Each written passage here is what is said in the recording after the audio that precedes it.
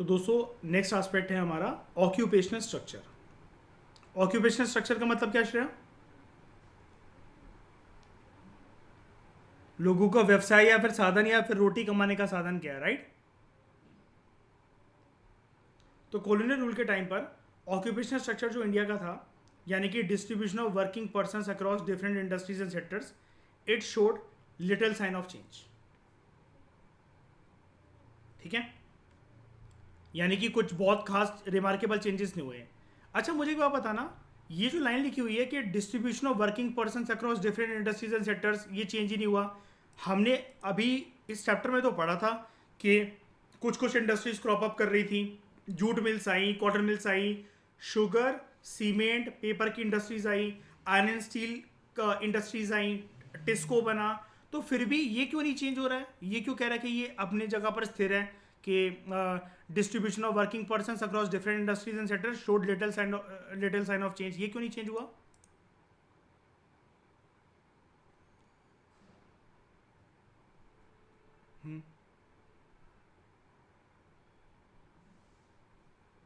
हाँ, ज्यादातर आदमी किससे अटैच था इस जमाने में? क्या पढ़ा था हमने? 85% पॉपुलेशन। हाँ, एग्रीकल्चर से। गुड मुस्कान, एग्रीकल्चर से। और फायका आपने सही बोला कि डर था। एक रीजन और था इसके पीछे, बताओ।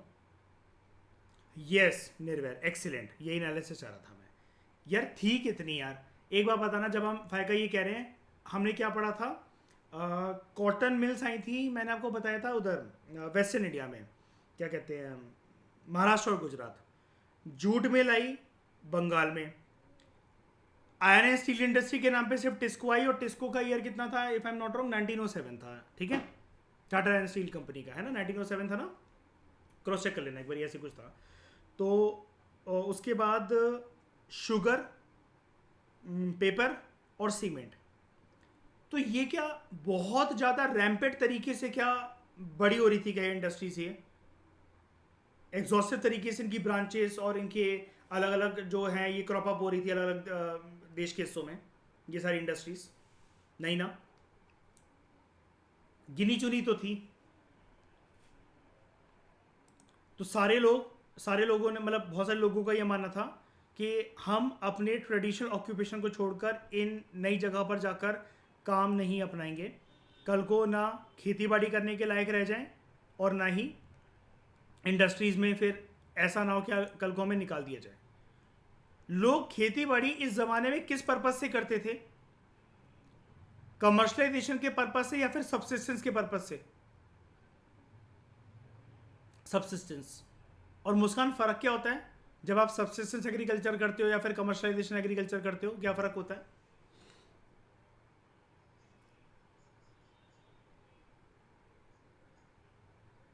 सरप्लस नहीं हो रहा, आप सिर्फ उतना उगा रहे हो जितना आपका, आपके और आपके परिवार का पेट भर सके, रोटी खा सको आप लोग, है ना? और जब हम बात करते हैं कमर्शलाइजेशन की, यस, ज़्यादा प्रोड्यूस हो जाता है जिसको मतलब बेसिकली बेच भी पाते हो, है ना, एडिशनली। और फिर कभी कभार मानसिकता फिर ये भी आ जाती है निर्वैर के, चलो फूड क्रॉप्स को छोड़ देते हैं, कैश क्रॉप्स उगाने लग जाते हैं, ये ज़्यादा हाई रेट के बिक जाएंगे, और इससे जो आमदनी आएगी इससे हम लोग मार्केट में जाके अपना राशन ले लेंगे, गल्ला ले लेंगे, राइट? इसलिए ये लाइन लिखी हुई है, it showed little sign of change. तो एग्रीकल्चर सेक्टर जो है, it accounted for largest share of workforce, जिसके अंदर लगभग 70 से 75% आदमी, जैसा कि चैप्टर की स्टार्टिंग में था, आप 85% भी लिख सकते हो, वो एंगेज था डायरेक्टली और इनडायरेक्टली। और डायरेक्टली मैंने 85% वाला आंकड़ा आपको उसकी एक्सप्लेनेशन बताई थी ना, कि एग्रीकल्चर का मतलब सिर्फ ट्रेडिशनल जो हमारे दिमाग में आता है फायका के, सीड डालना, सीड सो करना, हार्वेस्टिंग करना, सिर्फ वो नहीं होता। हम लोग एग्रीकल्चर को शेयर कैसे बोलते हैं? Agriculture and allied activities. ठीक है, तो it usually remained at high of 70 to 75%, जबकि जो मैन्युफैक्चरिंग और जो सर्विस सेक्टर थे, दे अकाउंटेड फॉर ओनली, याद रखना, एक सेकंड रुकना, मैं इसको लिख देता हूँ, मार्क कर देता हूँ, ये वाला है ना एग्रीकल्चर का है, ठीक है? ये वाला जो है ये है मैन्युफैक्चरिंग सेक्टर का 10%, और ये वाला है सर्विस सेक्टर का 15 to 20%। ओके। मैंने जो एग्रीकल्चर सेक्टर में लोग इन्वॉल्व थे वो थे 70 से 75%। मैन्युफैक्चरिंग सेक्टर के अंदर थे एंगेज्ड 10%, और सर्विस सेक्टर के अंदर जो इन्वॉल्व थे वो थे 15 से 20%। Another striking aspect was the growing regional variation. सारे रीजन सेम स्पीड से ग्रो नहीं कर रहे थे। Parts of the then Madras presidency, जो कि आज के समय में अगर आप बात करो, तमिलनाडु, आंध्र प्रदेश, केरला और Karnataka, as well as Bombay and Bengal presidency. कितनी प्रेसिडेंसीज थी अंग्रेजों के टाइम पर? 3। क्यों? तीनों दिशाओं में क्यों? ताकि अच्छे से वो अपने एडमिनिस्ट्रेशन को कैरी आउट कर सकें। और स्पेशली कौन से एडमिनिस्ट्रेशन को? श्रेया, उन्होंने तीनों समुद्रों के किनारों पे क्यों बनाई? कौन से एडमिनिस्ट्रेशन को कैरी आउट करने के लिए? Naval trade. गुड, ठीक है। तो Bombay and Bengal witnessed a decline in the dependence of the workforce on agriculture. यहाँ पर ये देखा गया कि मद्रास प्रेसिडेंसी के अंदर, बॉम्बे और बंगाल प्रेसिडेंसी के अंदर लोग खेती बाड़ी से हट रहे थे थोड़ा सा, और मैन्युफैक्चरिंग और सर्विस सेक्टर की तरफ अट्रैक्ट हो रहे थे। However, there had been an increase in the share of workforce in the agriculture। लेकिन ऐसा भी मतलब कुछ हमारे देश के रीजन्स, हिस्से, स्टेट्स ऐसे भी थे जहाँ पर खेती बाड़ी में पहले की अपेक्षा में जनसंख्या और ज़्यादा बढ़ गई, और ज़्यादा एंगेज हो गई। और अब ऐसे कौन से राज्य थे? उड़ीसा, राजस्थान और पंजाब। अगर मैं आपसे रीज़न पूछूं, जैसे अगर मैं यहाँ पे अलग कर दूँ, ये नीचे वाला पैराग्राफ अलग बात कर रहा है, ऊपर वाला पैराग्राफ अलग बात कर रहा है। अगर मैं इसकी बात करूँ और इस वाले पैराग्राफ की बात करूँ अगर मैं, तो ऊपर वाले पैराग्राफ में आपको ये जो 3 प्रेसिडेंसी के बारे में बता रहा है, बॉम्बे, बंगाल और मद्रास, कि यहाँ पर लोग एग्रीकल्चर सेक्टर से हटकर मैन्युफैक्चरिंग और सर्विस सेक्टर में घुस रहे थे। इसके पीछे रीज़न क्या हो सकता है? क्या रीज़न हो सकता है? थोड़ा आप खुद अपनी एनालिसिस डेवलप करो।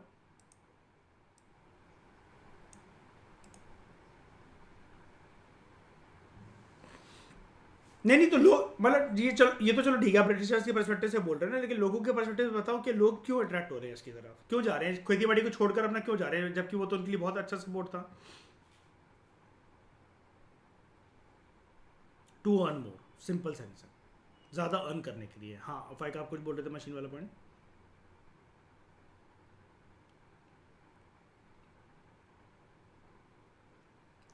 देखो देखो हाँ, अर्निंग, बात ना अर्निंग की है, घुमा फिरा कर लोगों को फर्क नहीं पड़ता कि हाथ से काम करना पड़े, मशीन से काम करना पड़े, है ना। बिल्कुल बिल्कुल। और जो आपने वो बोला ना ये अंग्रेज़ों के अड्डे थे, इस पॉइंट को पता है फायका किस तरीके से बोलो आप मोल्ड करके? अब क्योंकि ये प्रेसिडेंसी अंग्रेज़ों के अड्डे थे, तो यहाँ पर ना सदा बाहर काम की डिमांड रहती थी, लोग चाहिए थे इनकी फैक्ट्रीज वगैरह में काम करने के लिए। जैसे फोर्ट विलियम्स वगैरह, है ना, Fort William, Fort Saint George, जो इन्होंने ये अपने कैपिटल फोर्ट जो बना रखे थे, है ना, सेटलमेंट जो अपनी बना रखी थी सारी की सारी माल वगैरह को स्टोर करने के लिए, तो यहाँ पर उन रॉ मटेरियल्स की प्रोसेसिंग वगैरह करने के लिए फैका डिमांड नहीं होगी क्या? यहाँ पर होगी ना, तो लोग ऐसे चले जाते थे।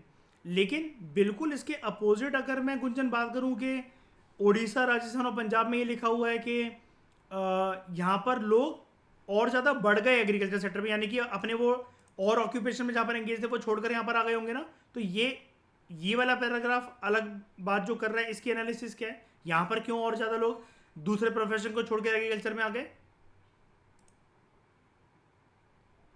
कोविड के टाइम पर श्रेया, दिल्ली एनसीआर से मजदूर क्या कर रहे थे बताओ? दिल्ली की तरफ आ रहे थे या फिर पलायन कर रहे थे? ये टर्म था ना, वो चल रहा था कि दिल्ली को छोड़कर पैदल पैदल होते होते अपने गांव गए थे, है ना। क्या चल रहा था बताओ? दिल्ली की तरफ आ रहे थे, गांव, अपने गांव जा रहे थे? पहले बताओ कर क्या रहे थे, ट्रेंड क्या चल रहा था, पहले बताओ ट्रेंड क्या चल रहा था? वापस जा रहे थे। जब भी कोई महामारी आती है, प्राकृतिक आपदा आती है या फिर युद्ध होता है, भारत का आदमी आज भी सबसे ज्यादा रिलायबल किस चीज को मानता है रोटी खाने के लिए?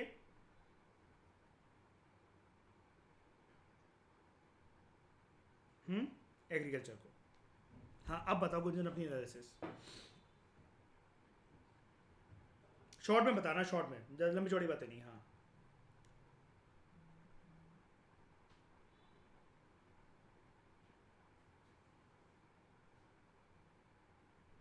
रहने की वो होती थी, ठीक है।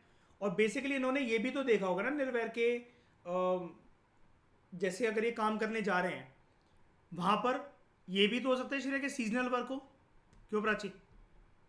उतने टाइम के लिए आइडल हो जाते हो, या जब भी ये वॉर्स वगैरह में तो एंगेज हो ही जाते थे अंग्रेज बार बार। कभी फ्रेंच ईस्ट इंडिया कंपनी के साथ युद्ध लड़ रहे हैं, कभी टीपू सुल्तान की फैमिली के साथ युद्ध लड़ रहे हैं। एक एग्जांपल दे रहा हूँ, मतलब मैं उस टाइम पर जो सैनिक हैं वो इधर से उधर जा रहे हैं, माल पूरा बन के रेडी है, लेकिन कोई फ्रेश डिमांड या फ्रेश स्टॉक या उसकी सप्लाई ये सब हो ही नहीं रही है। और कुछ लोग आइडल बैठे हुए हैं, कुछ लोग आइडल बैठे हुए हैं। मैं ये नहीं कह रहा कि अगर ऐसा कुछ युद्ध हो रहा है या ऐसी कोई परिस्थिति है तो मैन्युफैक्चरिंग रुक जाएगी, बल्कि बढ़ेगी। लेकिन कुछ लोग जिनका कुछ और काम है वो खाली बैठे हुए हैं, तो उनको क्या लगता है कि भाई ऐसी डामाडोल जिंदगी से ज़्यादा बेटर है कि जब हमें पता हो कि साल में हमारी खेती से 3 बार क्रॉप तो हो ही जाएंगे, 3 सीजन में, क्रॉपिंग सीजन्स में, तो क्यों ना खेती बाड़ी की तरफ लौट के चला जाए। राइट? क्लियर है वाली बात? फिर बात करते हैं इंफ्रास्ट्रक्चर की। कॉलोनियल रूल के टाइम पर basic infrastructure facilities like railways, ports, water transport, post और टेलीग्राफ ये डेवलप हो चुका था। लेकिन जो हमें देखने को लगता है कि अंग्रेज़ों ने ये सब चीज़ें बनवाई, वाह वो हिंदुस्तान का भला चाहते होंगे, नहीं। इसके पीछे रियल मोटिव ये था, ये जो सारी डेवलपमेंट्स हुई, हिंदुस्तान के लोगों को बेसिक एम्यूनिटीज़ नहीं देना, बट अपने कॉलोनियल इंटरेस्ट को फुलफिल करना, सर्व करना अपनी सहूलियत के लिए। अब जैसे श्रेया फाउंडेशन कोर्स में अक्सर एक क्वेश्चन बताता हुआ आया हूं ना मैं 1 साल से कि यूपीएससी का दिमाग उल्टा चलता है। यूपीएससी ये पूछेगा अंग्रेजों के आने से क्या बुरी चीजें हुई, ये नहीं पूछेगा अंग्रेजों के आने से क्या अच्छी चीजें हुई भारत में, ये पूछेगा। तो उसमें मैं आपको हमेशा बताता रहा हूं ना आप लोगों को कि डेवलपमेंट हुई, इंफ्रास्ट्रक्चर वगैरह बना, और फिर हम कंक्लूजन में ले सकते हैं। वो अलग बात है कि ये सब उन्होंने हिंदुस्तानियों के लिए ना करके अपनी सहूलियत के लिए बनाया, लेकिन एटलीस्ट एक नींव तो रख कर गए वो, है कि नहीं? सीड्स तो सो करे कम से कम इन चीज़ों के उन्होंने, है ना फायका? तो उसमें से एक एस्पेक्ट आता है फायका रोड्स का। तो इन्होंने प्राची रोड्स कंस्ट्रक्ट करी थी भारत के अंदर, ठीक है? तो वैसे तो रोड्स चलती हैं, राइटर आपसे बोल रहे हैं कि रोड्स का फिनोमेना हम फंडा पूरा का पूरा जानते थे, ऑब्वियसली वजह ट्रैवल होता था, सिल्क रूट वगैरह कब से कब तक था, बहुत पुराना ज़माना था। लेकिन रोड्स ना कच्ची थी, सड़कें वैसे तो कंस्ट्रक्ट हो गई थी before the arrival of Britishers in India, लेकिन मॉडर्न ट्रांसपोर्टेशन के लिए वो फिट नहीं थी। रोड्स जो कि बिल्ड करी गई अंग्रेजों के टाइम पर, उनका बेसिकली पर्पस ये था आर्मी को मोबिलाइज करना within India, raw materials को लेकर जाना from countryside to the nearest railway station या फिर किसी पोर्ट तक भेजना, ताकि वहाँ से शिप्स या रेलवेज के थ्रू वो फार अवे इंग्लैंड जा सकें या फिर दूसरे यूरोपियन देशों में उनका माल बिक सके। ठीक है? हमेशा से अंग्रेजों के टाइम पर, लेकिन फिर भी हम ये नहीं कह सकते कि इन्होंने हर जगह की सड़क अच्छी बना दी थी, सिर्फ उसी जगह की बनाई थी जहां पर इनका रेलवे स्टेशन से कनेक्टिविटी या फिर पोर्ट से कनेक्टिविटी अच्छी हो सके। There was acute shortage of all weather roads. Shreya, हम ऑल वेदर रोड्स किसको कहते हैं?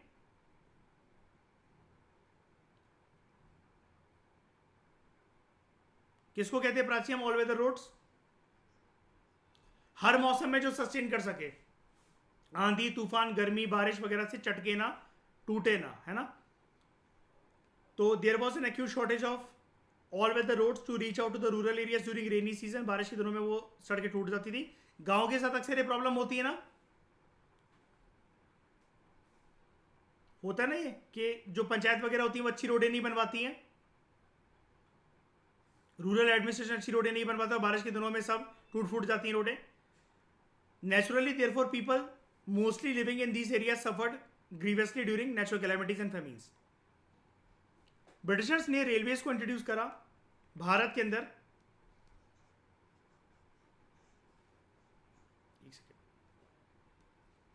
ब्रिटिशर्स ने रेलवेज को इंट्रोड्यूस करा भारत के अंदर 1850 में, और ये उनका सबसे इंपॉर्टेंट कंट्रीब्यूशन माना जाता है। रेलवेज ने हमारी अर्थव्यवस्था के पूरे ढांचे को 2 इंपॉर्टेंट एस्पेक्ट से प्रभावित करा। ठीक है?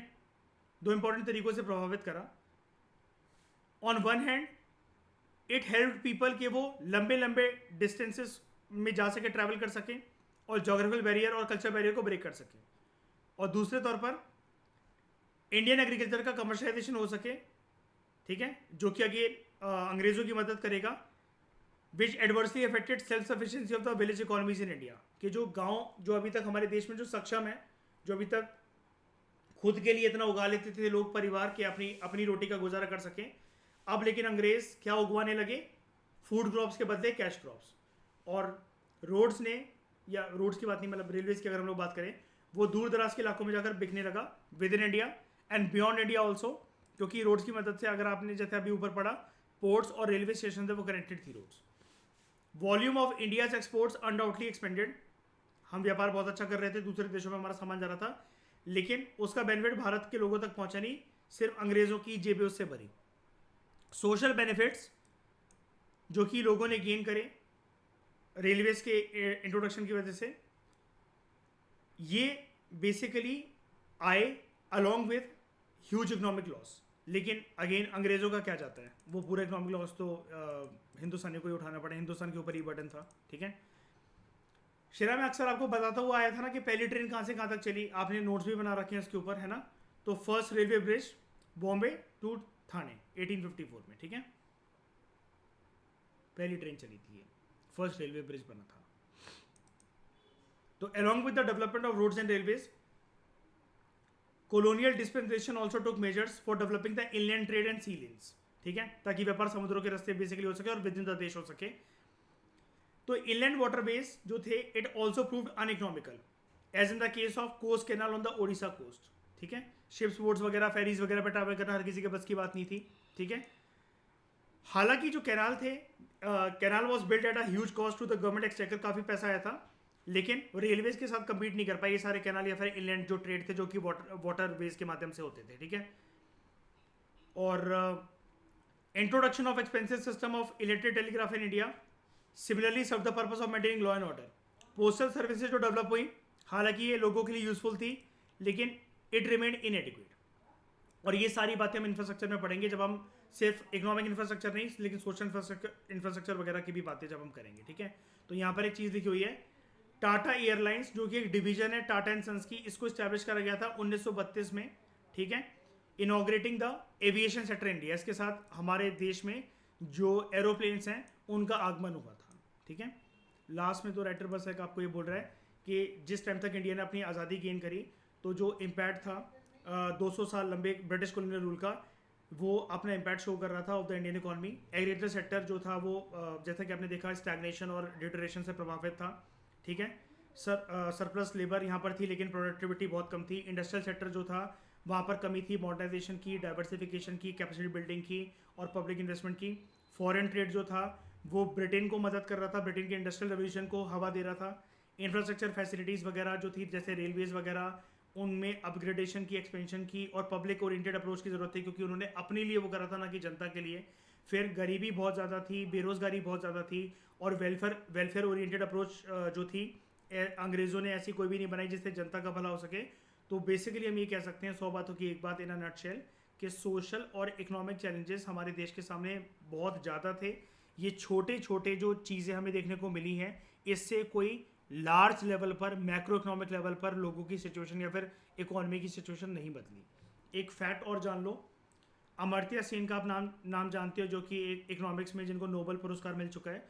उनकी जो एक बुक थी पॉवर्टी एंड फेमिन, ठीक है। अब ऐसे गुंजन स्टेट पीएससी में ऐसे क्वेश्चन आते हैं, बुक्स के बारे में तो आते ही है यूपी पीएससी में क्वेश्चंस, ठीक है, और भी सारी जगह पर आते हैं।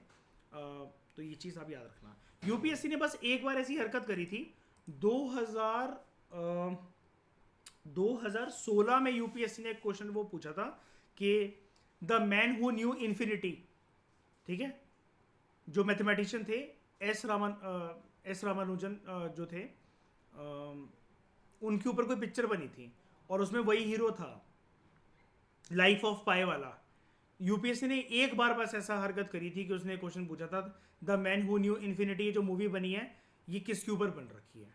ऐसा कभी सवाल आता नहीं है, लेकिन यूपीएससी अब 2020 से ये हरकतें भी कर रहा है, 2020 से नहीं 21 से वाली हरकतें कर रहा है। 21, 22 और 23 के पेपर के अंदर उसने स्पोर्ट्स, क्रिकेट और ओलंपिक्स के क्वेश्चन पूछना शुरू कर दिए। इसका मतलब ये नहीं है कि आप इन क्वेश्चंस के पीछे जाओ। और 2014 के मेंस में उसने ये करा था कि मैंने आपको बताया था ना, साइंस एंड टेक्नोलॉजी के आस्पेक्ट को उसने पूछा जीएस पेपर 3 में क्रिकेट के एक क्वेश्चन को कि यूडीआरएस क्या होता है, एम्पायर डिसीजन रिव्यू सिस्टम, और सिलिकॉन टेप जो बैट के ऊपर लगाई जाती है, क्या ये चीज़ सही है यूज़ करना, या एम्पायर के डिसीजन को इससे कैसे फूल करा जा सकता है, एम्पायर को कैसे बेवकूफ़ बनाया जा सकता है। ये एक प्लेयर था, तो वो कोई प्लेयर था, मतलब बेसिकली किसी एक उसका क्रिकेट टीम का, तो उसने अपने बैट पर ना ये साइड में सिलिकॉन टेप लगा ली थी, तो उसकी वजह से जो टक की आवाज़ आती थी ना, ये जो जिससे जो थर्ड एम्पायर का जैसे जो डिसीजन वगैरह होता है, तो वो कैच नहीं हो पाता था। तो तब ये चीज़ पकड़ी गई थी, तब ये क्वेश्चन उन्होंने ऐसे क्रिकेट द हिंदू में एक क्रिकेट पर्सपेक्टिव से एक एडिटोरियल कवर हुआ था, तो यूपीएस ने वो पूछ दिया था। अगेन बेटर ये कि ऐसे क्वेश्चन को आप अटेम्प्ट मत करो, मत छुओ इसका टाइम, बल्कि दूसरे क्वेश्चन की सजावट में लगा लो, इंपॉर्टेंट फैक्ट्स वगैरह को अंडरलाइन करना या और अच्छे से आंसर लिखना, वो ज़्यादा आपके लिए सही रहेगा। ठीक है, हर चीज़ के पीछे मत भागना कभी भी। एक मिनट में बस देख लूँ कोई बॉक्स वगैरह तो नहीं रह गया यहाँ पर। स्विस कैनल मैंने कराई दिया था, और